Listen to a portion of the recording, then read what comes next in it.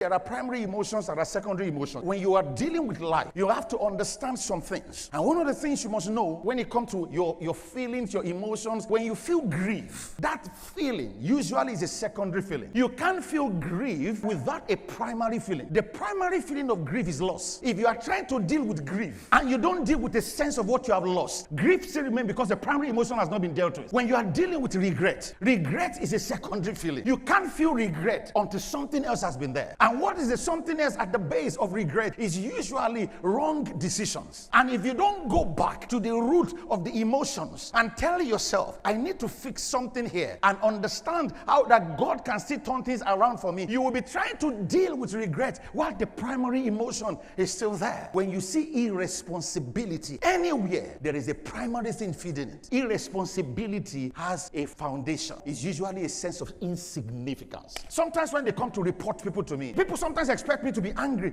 And I'm like, I can't be angry. What you are dealing with is a secondary thing. This guy is dealing with something much more. So you are there, you think that shouting, screaming will fix it. It won't fix this matter. We need to go back to the root. What made this guy this way? Because every man was given birth to by a child. The child forever is the father of the man. Who you are now as a father, the child gave birth to you. If we need to correct the father, we'll go back to the child. Because the child existed before the man. So the child always gives birth to the father. The daughter is what gives birth to the mother. You don't realize every child is pregnant. Your children are pregnant. They are pregnant with their future self. There are times that your children are pregnant. You, as a father, as a mother, you can see the pregnancy, help them abort it. You just notice that your child is always angry. Any small thing, and then you feel like, say, oh, leave it alone. That is pregnancy. That child is pregnant. He will give birth to a man. And that man will be a violent man. Help that child abort that man on time.